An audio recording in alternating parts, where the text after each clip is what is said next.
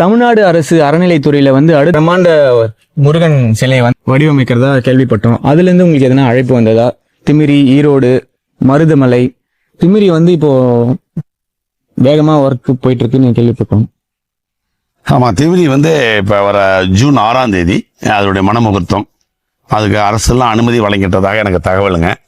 அதுக்கு எனக்கும் அழைப்பு கொடுத்துருக்காங்க. அது என்னை செய்ய சொல்வதற்கு அந்த ஆலய தலைவர்களை வந்து அழைப்பு கொடுத்துருக்காங்க.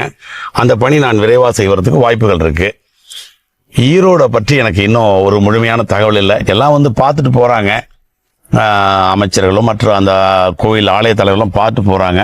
அதை பற்றி முழுமையான தகவல் நான் இப்போ சொல்கிறதுக்கு இல்லை. அவங்க என்ன வேணாலும் முடிவெடுப்பாங்க. இது எனக்கு திமிரி வந்து ஓரளவுக்கு ஒரு 90 விழுக்காடு உறுதியாயிடுச்சுங்க. அது இங்கே பக்கத்தில் இருக்கிறதுனால அவங்க தலைவர் திரு இளஞ்செழியன் அவர்கள் வந்து நீங்கள் இதை செய்யணும் அப்படின்ட்டு எனக்கு அழைப்பு கொடுத்து அதுக்கான ஒரு பணிகள்லாம் முடியும் தருவாயில் இருக்குது. பணிகள், ஒப்பந்த பணிகள் முடியும் தருவாயில் இருக்குது. 6ஆம் தேதி எனக்கு அழைப்பு கொடுத்துருக்காங்க. ஜூன் 6 அடிக்கல் நாட்டு விழாவுக்கு. அது அறநிலைத்துறைங்கிறதுனால அது அந்த சட்டத்திட்டங்களை அனுசரித்து அவங்க செய்கிறாங்க. 6ஆம் தேதி அதுக்கு அடிக்கல் நாட்டு விழா. மருதமலை தெரியலைங்க. ஈரோடு சம்பந்தமா பார்த்துக்கிட்டு போறாங்க. அது இன்னும் உறுதி அளிக்கல எனக்கு. அது என்னங்கிறது தெரியல.